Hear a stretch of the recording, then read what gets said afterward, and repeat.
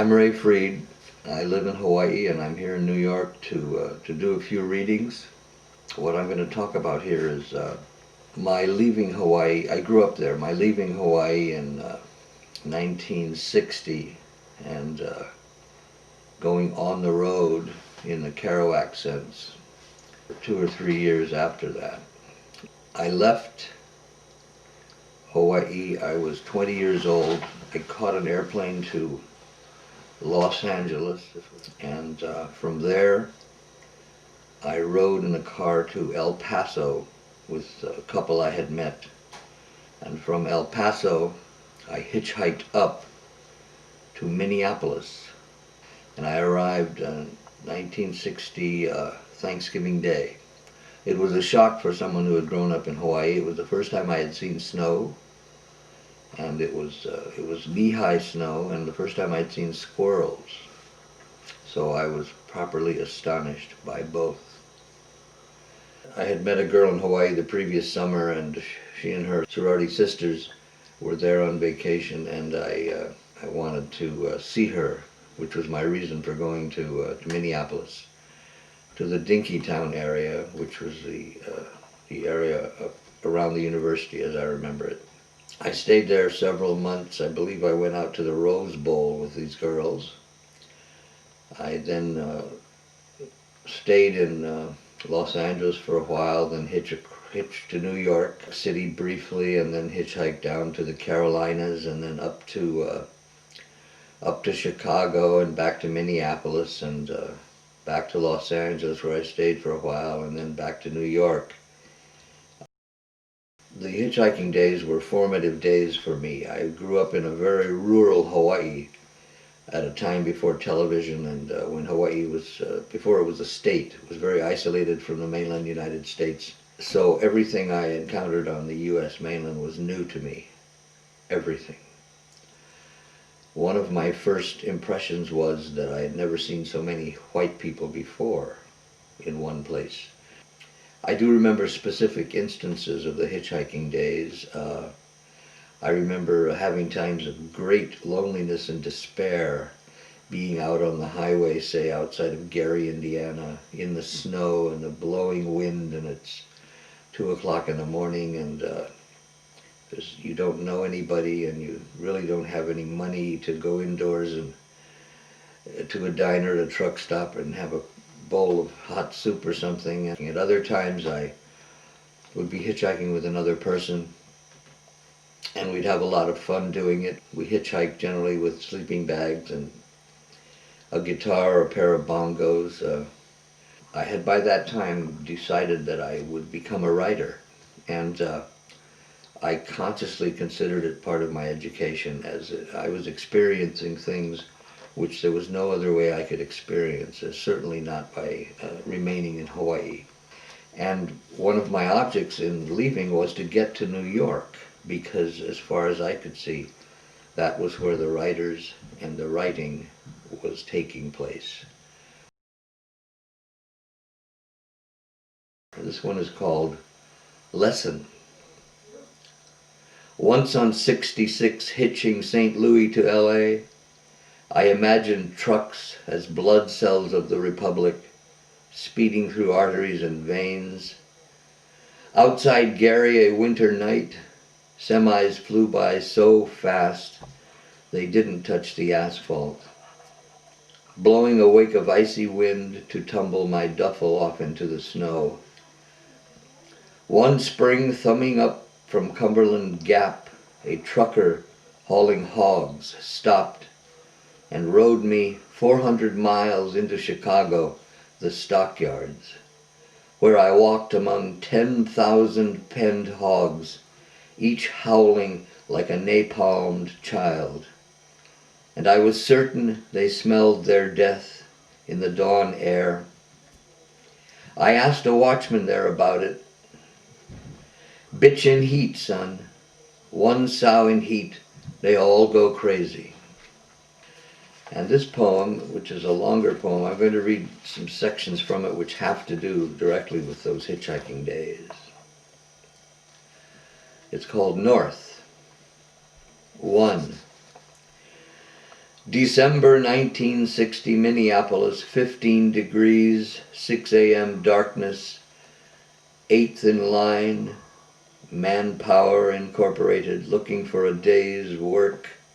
Unload trucks, scrub floors, anything. Stomach eating itself, head dizzy. The man in front of me, old as my father, says, "Kid, this your first day? Shit, I've been here 6 days running. Hitched up from El Paso, worked 2 days so far, shoveling snow, hard fucking work. Piece of Chinese shrapnel in my head gets to hurtin'. Kids, you don't look too good.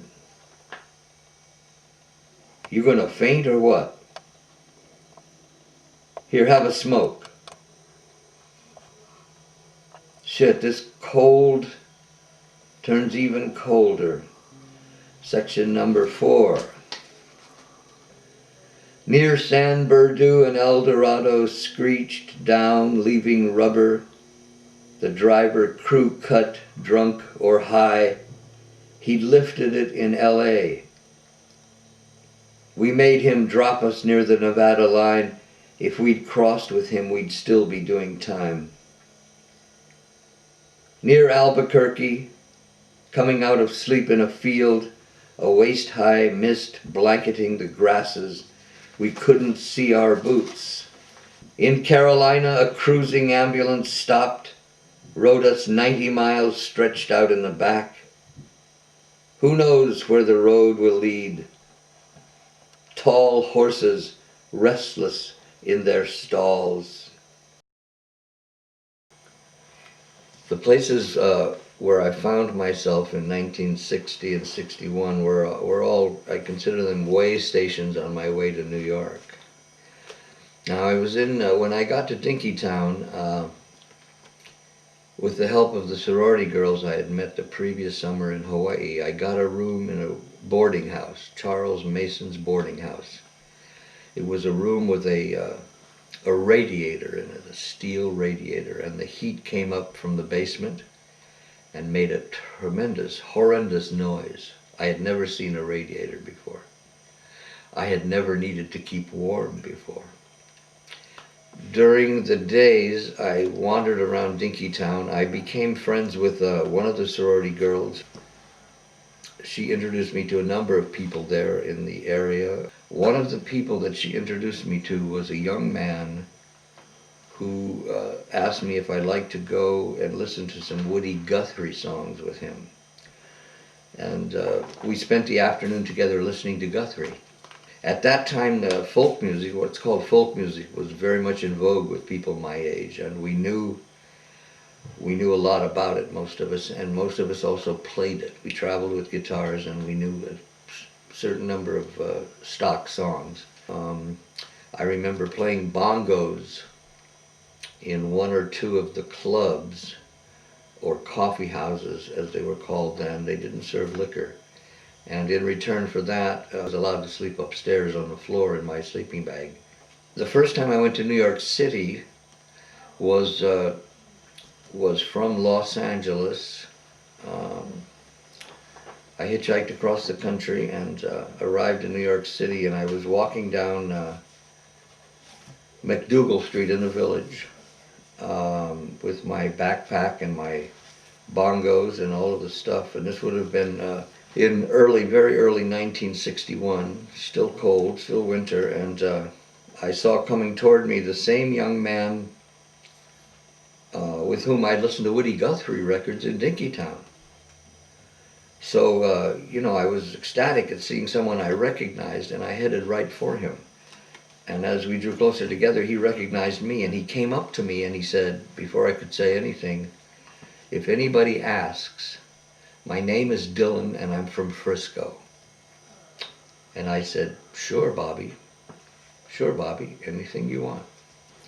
But I would see him around the village in the coming years, in the Cafe Figaro, at the Gaslight, and on the street. On one of my trips, I had gone from New York out to California to Pasadena. There was a coffee house out there called the Cat's Pajamas.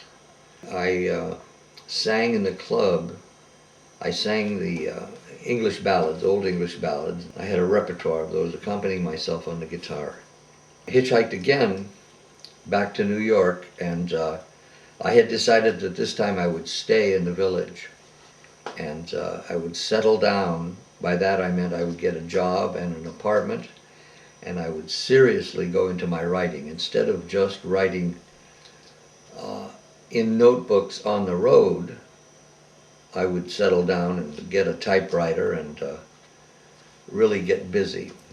My first job in the village was at the Fat Black Pussycat, which was a coffee house and restaurant opened by a man named John Mitchell, who had also opened both the Figaro and the Gaslight several years prior to that. He was a moving force in what became the Greenwich Village scene.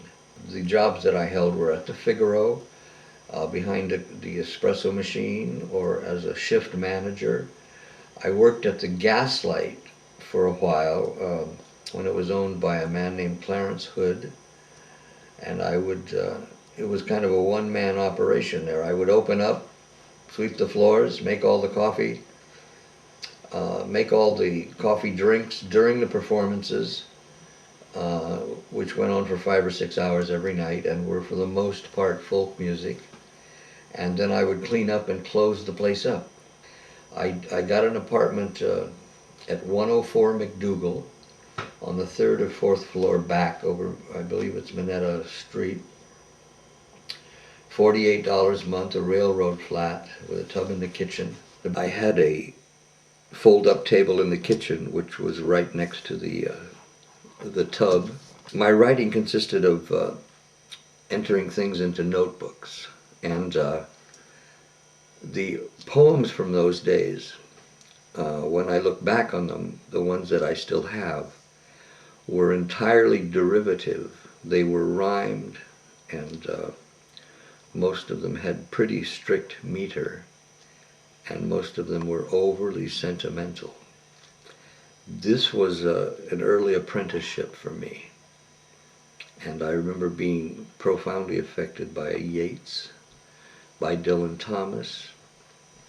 It was important for me to go through that in my early 20s, to write terrible imitations of other writers, of well-known writers. It was absolutely important for me to do that. Because I had no formal training in writing and never got any, I had to start from some ground floor level. Although at times I would agonize because I knew what I was writing was not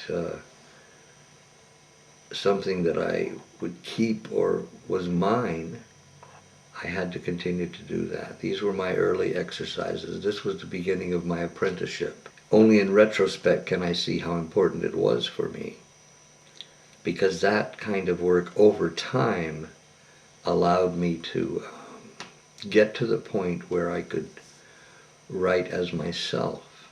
Still, of course, having been influenced by all of the poets that I had read, but now the influence was more not direct but subconscious, perhaps. In 1968, I put together a little booklet, a stapled booklet, which I had printed myself. It was called Morgan's Choice. And in that booklet, I'm probably the only person that has a copy, but in that booklet I can see that what I was writing was juvenile writing. At the same time, I see other things in that writing.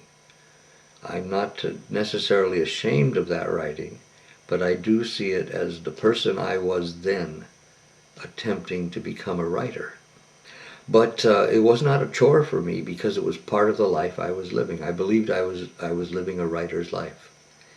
I drank like a fish. I drank whiskey. I read all the time I was reading, and I wrote all the time. I spent a lot of time at home. That I considered my job. And of course, I was working as a cook or a waiter or a manager in places to pay the rent, but I never considered that as my life's job. that book had a profound effect on me, because what it did for me was bring to an end the Greenwich Village chapter of my life, and moved me, literally the book moved me uptown. What happened was one of the people I had met who lived in 103 McDougal was working uptown in a saloon on 73rd Street and 2nd Avenue. I had given him a copy of Morgan's Choice. Shortly after its publication, I went down to Mexico to visit. What was I doing down there? I was just traveling down there. When I came back, I ran into David on Bleecker Street, who had come downtown for the day, and he explained to me that he needed more copies of the book, and I said, there are no more copies. And he said, well,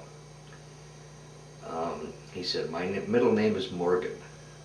Now, I don't know what that means, but the book was called Morgan's Choice. And he said, if you come uptown and work in this saloon where I work, if you want to work there as a waiter, we can figure a way to publish another edition of this book of yours, which he liked very much. So I thought about it, and I was ready to make that break, and I did do that. I did move uptown to the Upper East Side. I did go to work as a waiter there, and I did eventually publish not only a second edition of Morgan's Choice, but a whole slew of different books and broadsides of many other poets. You know, the Village was an incubator for me. It was an introduction to the great world in which writers and writing lived and had their being. I moved up, I became a waiter. I was making my living as a waiter at this saloon on 72nd Street and 3rd Avenue called Dr. Generosity's. And David McSheehy was the manager there. Was willing to go along with the publication of a book, and possibly more books and more broadsides, because if they had the name Dr. Generosity on them, they of course were a business expense, so that could justify spending the money. So the Dr. Generosity Press was created, and I was the publisher and editor of that, and its goal was to publish contemporary poetry. The first thing that happened was the second edition of Morgan's Choice. That would be in '69. And then came a series of broadsides in editions of 500 each. They were offset. They were by different poets and given out on the streets of New York. Then came the Slim Volume series, which was a series of 5 different poets, 48-page hand-bound editions, and also an anthology of contemporary poetry called Dr. Generosity's Almanac 17 Poets.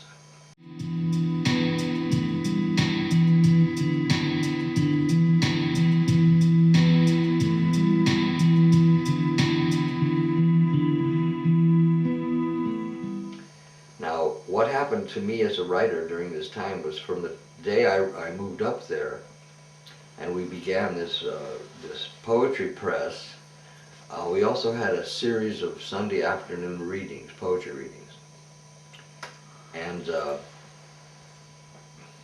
I began to meet what I could not meet in the Village and did not meet, which was actual working poets. Jack Micheline, Paul Blackburn, etc., etc. During the course of the 2 or so years that the reading series went on at Dr. Generosity's, every poet who was in town at any time came through and read there. And if they didn't read there, they came and they hung out there. So I got to know these people and to investigate their works, but most importantly to know them as people, as persons, and to see how their differences, how different they were as poets, how they lived different lives. Some of them did nothing but poetry, like Jack Micheline, who would mimeograph a couple pages of poems and put a heavy manila cover on it, staple it together, and sell it in bars. So he could get money, you know, he would sell it for $4 or $5, he could get money for food and drink.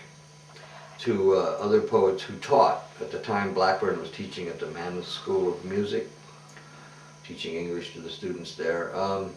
So that was part of my continuing education. It was my You might say it was my second apprenticeship, moving into a larger world of poets and writers. And that was a big deal for me, to be in the midst of these people who were actually doing poetry. It gave me confidence as a writer too. So in the Slim Volume series, which came out in 70 and 71, I included a book of mine called Sea Animal on Land. And that had poems in which I had more confidence. I also had a better income there than I had had down in the village, and which allowed me to buy more books and to go to more readings and you know, to take a cab if I needed to get around the city. The best part of it for me was hanging out with these guys who were writing and learning and meeting new writers. I felt at the time that I was living a writer's life. I did, because I was doing all these writers' things. I was paying my dues to the muse, is what Spencer Holst described it as. He said, you've got to pay your dues to the muse. And I believe I was doing that by learning how to bind books and to deal with rights from publishers and deal with authors and all those things. And I continued to write. I like to think I continued to get better as a writer. You know, writing is a motor sensory activity, basically. If one doesn't use it every day, it gets rusty. I was also, for the first time, I read my own writings to an audience, you know. I got over the fear of doing that and the fear that my writing was not good enough. And I learned slowly not to compare my writing with others' writings. You know, I certainly looked different than those people, and I didn't weigh the same, and we didn't eat the same foods, and we didn't have the same background. Therefore, my writing was certainly going to be different, and I didn't need to compare it. These were all things that I had to go through in order to get to that place where I could finally come out as a writer. And someone could say to me, well, what do you do? And I could say, I'm a writer, I'm a poet. And I would not feel that I had to explain myself.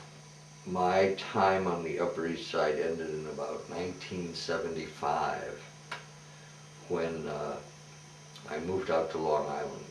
I moved out to Quogue in Long Island. And I don't want to say had enough of the city. I want to say that apparently I needed, as a writer, to be in a situation where I didn't have the city around me to distract me. I need a certain solitude. One winter I lived, after this break in 1975, I lived on Dune Road in West Hampton through the winter. But it was good for me at that time, and I wrote some poems during that time, which I certainly still like. My Long Island experience also included meeting poets who lived out here and who were publishing things out here, who were publishing books and periodicals and broadsides and magazines, with whom I fell in step. It wasn't as if this was a wasteland after the city. It was quite the opposite. Some poets that I had met at Dr. Generosity's during those days of readings and publishing were out here on Long Island. And some of them were upstate, and we corresponded, heavily corresponded, and we became friends and remained friends. So from about 75 until 1980, I felt myself part of the writing scene, and I valued that very highly.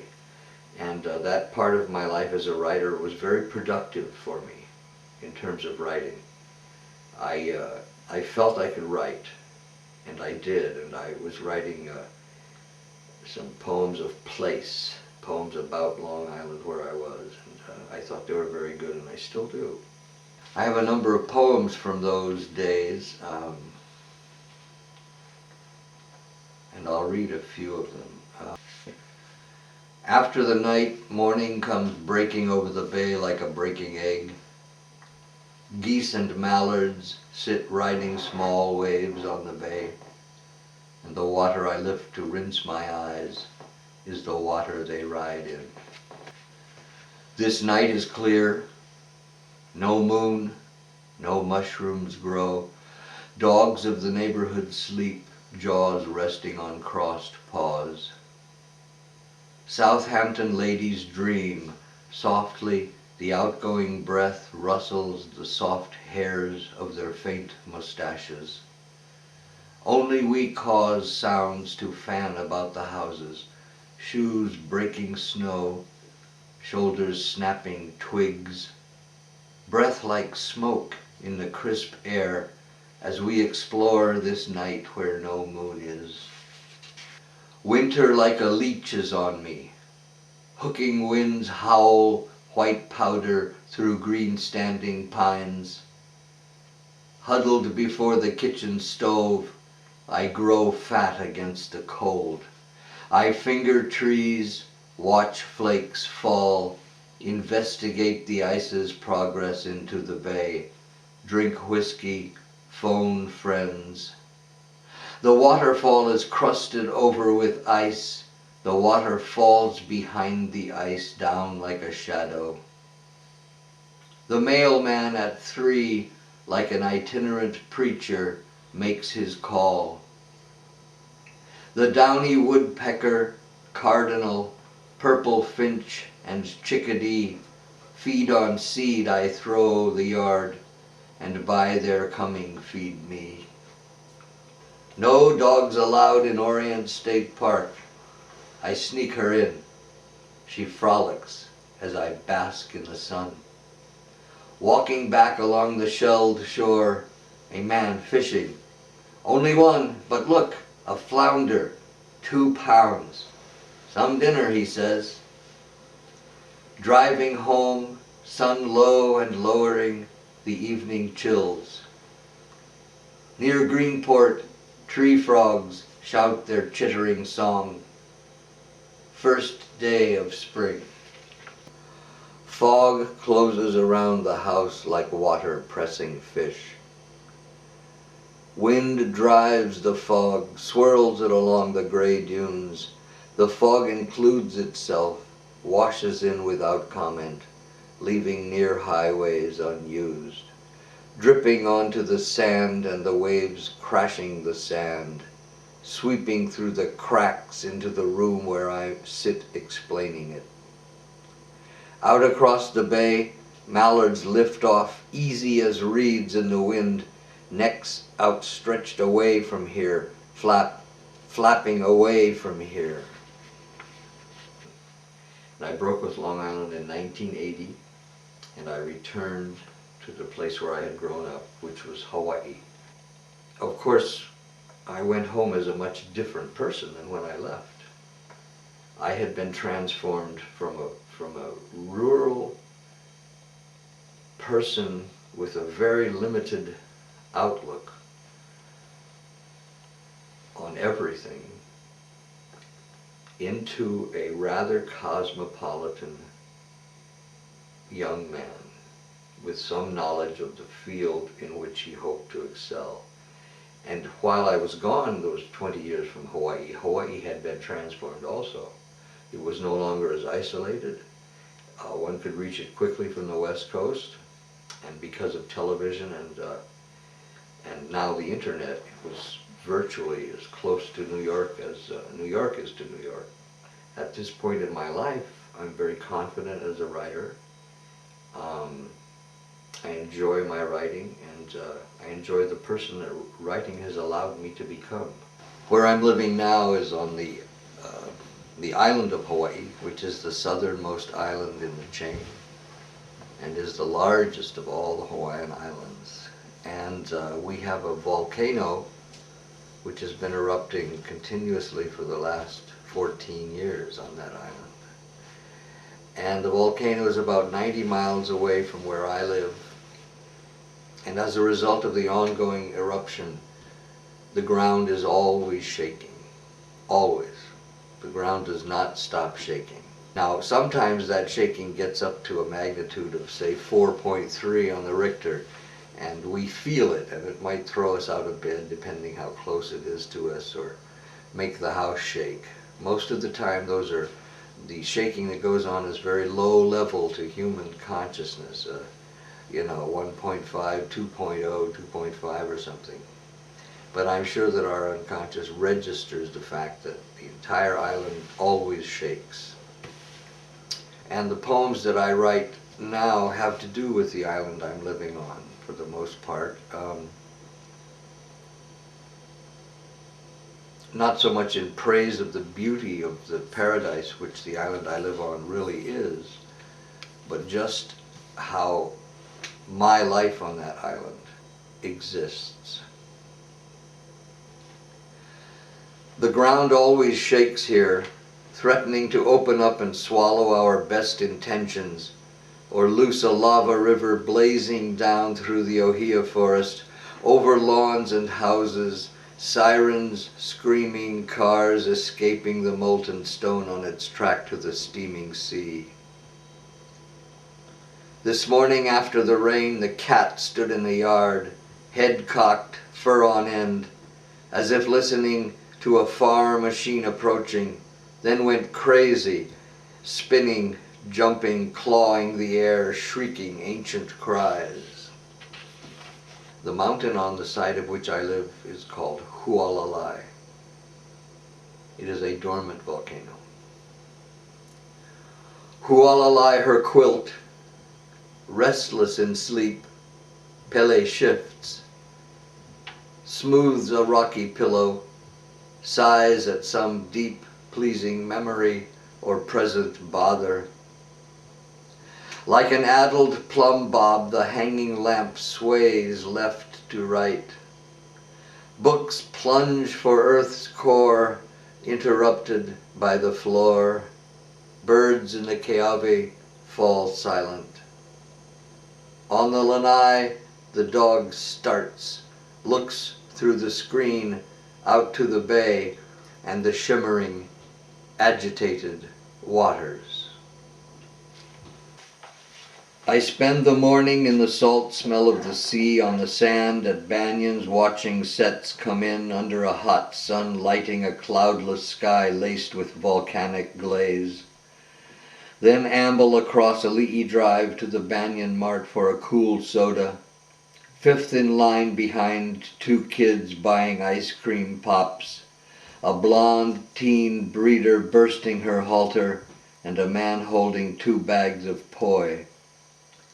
A couple comes in, mainland city dressed, gold earrings and fuchsia nails, a brown suit and floor chimes. He looks at me, no shirt, no shoes, tanned, unshaven. We're both about 60. It's like I've known him all his life.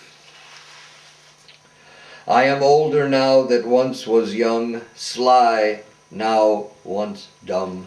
Listen now that talked, walk that crawled, know that man is beast, but beast not man, that eyes are for looking, not believing, and the heart is for pumping blood. Sea has bones and skin, eyes and ears, blood and veins. Like a white-capped bird in a doorless cage, its soul moves in and out. Oh, to fly free beyond bright clouds, lifted by light brighter than light, to stand blinded before the last light, time halted, all events visible as one moment, whose sum demands more light, light upon light upon light. First dawn floods my vision, birds erupt as if blessed without memory. This day to them new, never seen before, majestic and unexplainable. They forget each day and night, then light comes again, a marvel never seen, a mystery whose response is song, a reason to sing. Wailani, I am dancing in the light now. The town, a folded flower, sleeps.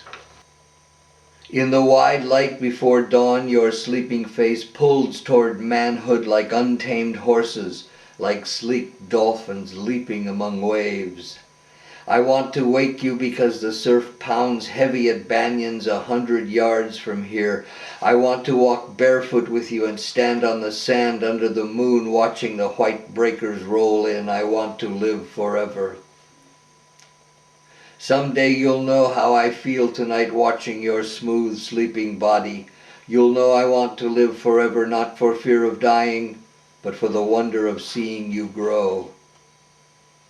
I'm a young man surprised by age, sentimental sack of blood and flesh, tool of nature tethered in the strict courtyard of human response. And you are the culmination of all our days, of the first cities, the pyramids, skyscrapers, rockets to the moon. You are beyond my wildest dream and most secret ambition. I never thought I could make a thing as fine as you. I still write in notebooks as I did many years ago. When I'm in the car, I always have a small notebook on the seat next to me and a ballpoint pen available. And often if I think of something or something comes into my head that interests me, I will pull off the road and write it in the notebook. The poems for me start usually by hand with a pencil or a pen in a notebook or on a large or small legal pad. If from all the writing that I do, one day or 2 days or 1 week, something emerges which looks like it has a possibility of being part of or developing into a poem, I will then transcribe it onto the computer in a word processing program.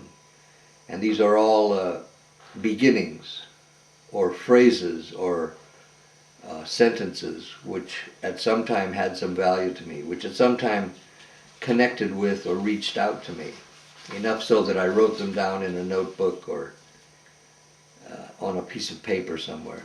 These basically untitled pieces, after months, will sometimes, either through combination or development of themselves, one line can grow into 2 or 3 lines, or 4 lines can grow into a narrative, or 5 lines or 6 lines of something can grow into what sounds like a piece of music or something that's pretty to the ear.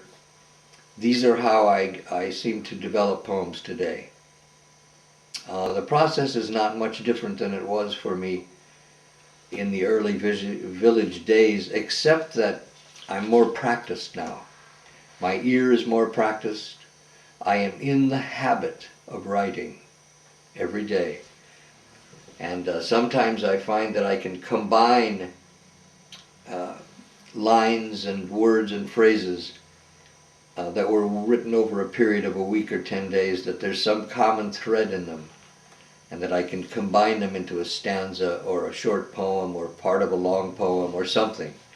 If I had to speak in terms of percentages, I would say that 90% of what I write down does not make the cut, does not become a line of poetry or a word of poetry or a stanza of poetry. But I'm thankful for the 10% that does, and I think that it's the act of writing it down that makes any of that possible. If I think about it, it's not going anywhere. But if I go through that motor sensory act of putting the pencil on the page, it has a chance of continuing on its journey. I have learned over the years not to take what I write too seriously. I have learned also that what I write will not be perceived by anyone reading or hearing it as the same that I read or hear. And that has allowed me to get a certain distance from my writing, which I did not have in the early village days. I took my writing very seriously, and it was very personal. I had not yet learned that it's necessary to have a distance from the writing, that once it's written, it begins to travel away from me. And the longer time goes on, the farther it gets away from me. And I like that because I'm able more to appreciate what I have written because of that, because I have a distance from it. The process I take very seriously. That's a part of my life. I have become a writer. And that's all I ever asked for. When I left Hawaii in 1960, that's all I asked for, that I become a writer. You know, I also have been lucky to have been able to make the sacrifices that are necessary so that I could continue as a writer. And whatever limited talent I have is only available to me in ratio to the amount I'm willing to sacrifice. I have paid my dues to the muse. Writing is a mysterious process, and there's nothing that says I have to understand it. What I enjoy doing is the practice of it. The end result often is none of my business.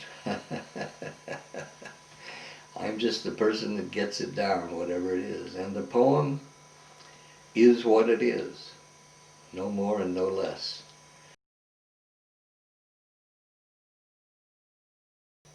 Etiquette. I want to walk up to you and say, the night has legs like blue machines humming. I want to roll over you in a barrel and survive, to build you a noodle factory where workers toil to birdsong. I want to live under your skirt where the sky is pure and without television. I want to plant my flag on your moon, to wave in your rampant eyes, and walk down the boulevard sliding my fingers down over your rump, staking my claim. I want to breathe in the air you breathe out, to be animal to yours, sweating in the night, teeth bared, oblivious, faster than light. Let me introduce myself. In agony the silver fish float belly up. I can't control the urge to drive. I command the beast down to the corner for a paper and a pack of smokes, whipping its shiny metal flanks for speed. I ask for favors. Take me to school, I say. Take me to the job. Take me to the big dance, the prom. Take me to the mall, to the center of things where I shine with the light of all lights turned on me. Let's go shopping. Let's go shopping in the car. Quiet. Turn off the engine. Hear the unfamiliar hustling. It's the noise of trees, song of branch and leaf. It's the chant of night. Tell me about it. This place that builds into every house a room for every car. Tell me about it, homeless, hungry fathers, mothers, children, unsheltered from cold rain, hail, and snow. Tell me about it, in every house, a room for every car. Fuck these man-made geared contrivances controlling me. They eat my precious, limited time. Not one last hour can I reclaim. Each payment, every spark plug, lube job, new tire tune-up, fill-up, oil change, eats me, eats my precious time. The four-wheeled monsters eat my freedom and I acquiesce. They have horns. They are the evil one, assassins, mother killers, father killers, killers of children, eaters of time. They love us. They keep us. We will fight wars for them, offer our sons on the altar of oil. And in the city's smoldering rubble, beneath the boiled, lifeless oceans, on the melted, desolate plains, in the poisoned snows, the black forest ashes, they will survive us. Cars will survive. The children can't read. They don't need to read. They'll be told what needs knowing. This is as it should be, as the cars desire. One does not have to read to purchase gas and oil. Pass a 12-pack Turn on the TV. Come here, my sweet walnut. I'll stroke your swelling possibilities. Your Uncle Sly, some bitch, rented a stretch with a bar and a TV, pulled up right in front on payday. Let me chew your other ear, my sweet machine, and balance among your delicate cogs with my oiled and smoothly circling flywheel. I know out there somewhere are living trees and forest creatures and an ocean beating on a shore. I have seen them on the tube. Look out there. Look how dark it is tonight. So then, death is a waking from this dream. Outside, the hum of rubber on the highway. All right. That's it.